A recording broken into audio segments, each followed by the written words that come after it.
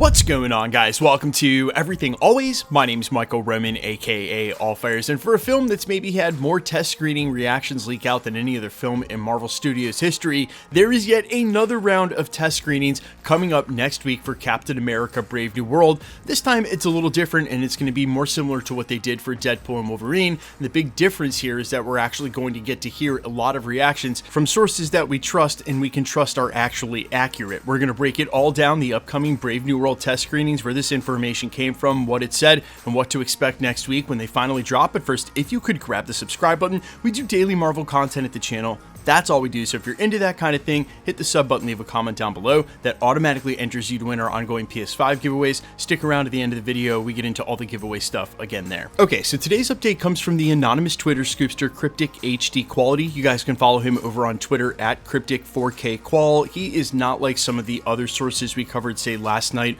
or here recently. He's been in the scoop game for quite some time. He's been extremely ubiquitous, and he is a trusted source, one that we confidently re-report on here at the channel. Now, according to his latest update, there's going to be a 30-minute preview/test screening for Captain America: Brave New World happening. He's just not sure when and where, although presumably soon because the movie comes out in less than 3 weeks. He also goes on to add the conjecture that he wonders if it'll be terribly chopped up like the screenings for Deadpool and Wolverine were. If you remember, they did show the first 30 minutes or so of Deadpool and Wolverine.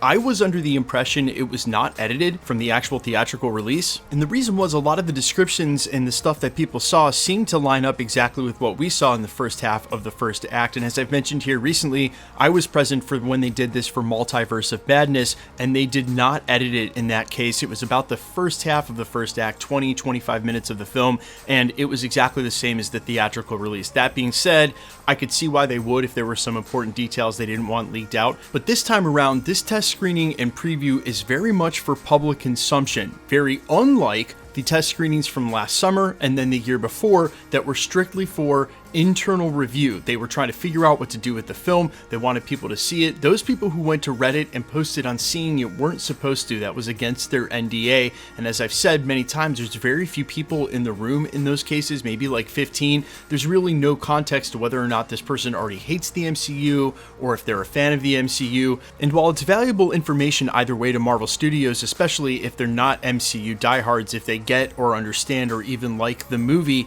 the reporters coming out of this press screening, they'll have a ton of context for how to report on the MCU, the state of the MCU, and inform the fans better because they know what we're looking for. And while yes, it's based on their opinion has to basically be on the line for the editorial they write for. We can trust it to be accurate and honest about the details there within. So of course, we're going to get some leaked details. We'll get to talk about the narrative, or at least what happens in the first half hour of the film. But beyond that, we can really start to hear for the first time whether or not this movie is stuck together the way that they hope it is, and it feels like the sort of spy thriller grounded story that harkens back to the Winter Soldier, which I was surprised that Kevin Feige and the other brass have brought that up again in marketing. They had said that about a year ago, and I thought maybe at some point they would sort of let that ride. That is such high praise to give a movie, and really Winter Soldier is regarded as one of the better Marvel movies of all time. It's 1 or 2 on a lot of people's lists, including mine.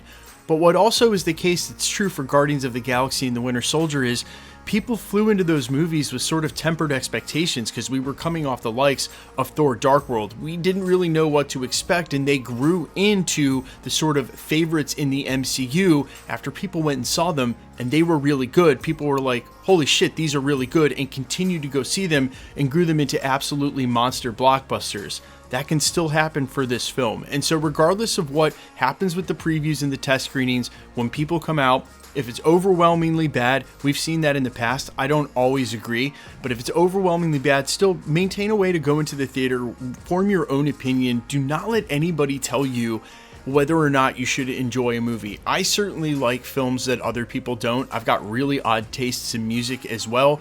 Not everything is for everybody. Of course, Marvel's going for mass appeal, and this movie's going to be judged on its box office and its bottom line, but there are classics out there that don't have huge numbers, and I hate it for the MCU that good art is under pressure the way that theirs is every single time, because it doesn't give anything a chance to breathe at all. And of course, this is an adage as old as time. As something gets bigger, it falls harder. And in Marvel's case, maybe there's nothing bigger. And you hope for that. You hope when you're building a brand, you can get to the enormity, the longevity, the sustainability that the MCU has shown. The only problem is that every single installment into the MCU now bears comparison against every other installment in the MCU. And, you know, look, as fans, it's hard for us not to do that. Humans love to quantify things, and part of that starts rating the quality and where do you rank it. That's just par for the fandom. I don't think there's a problem with that. You really shouldn't try to govern a fan base in how they react and how they feel. Well, unless they're being fools, and you guys know the difference. But in this case, it's just,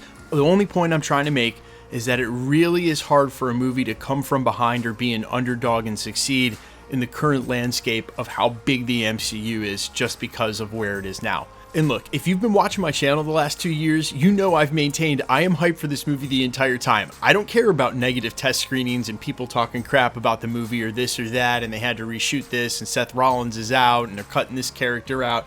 Does not matter to me. I'm super hyped for this film. I've maintained that the entire time. And look, if we go and see it and it's not good, it's not good. It is what it is. But I'm definitely not going to allow any of the buzz or the noise that surrounds it to sort of temper any of my expectations, because, I mean, look, it's Sam Wilson as Cap fighting the Red Hulk. But, I mean, what are we complaining for? I'm not really sure. You guys let me know all your thoughts, though, down below in the comments. And, of course, we will cover that preview or test screening whenever it goes down, and it'll probably become known when that's happening. We'll give you an update. I'll probably leave it as an edited comment if we find out when it's going down. I would assume next week. Either way, let me know in the comments how you guys feel about all of this. Quickly, let's get into the giveaway stuff before I let you go. All right, guys, we're still giving away PS5s here at the channel. Same rules will always apply, because there's like 6 shows and 3 movies. Yeah, 9 releases this year. It's basically a PlayStation 5 every month through like October. If you want to be entered to win, super simple. All you got to do, be a subscriber, so hit the sub button, leave a comment down below, and because it's truly random, the more videos you comment on, the better chance you have of winning. All winners will always be announced in the same segment here, live with my voice, and the winning comment shown on screen when there is one. The best way to keep up with the content has always been to hit the notification bell with all notifications turned on. And then, of course, if you like today's video, I'd appreciate it if you'd hit the like button. My name's Michael Roman. You can find me in a couple of places, Instagram and Twitter at I'mFires.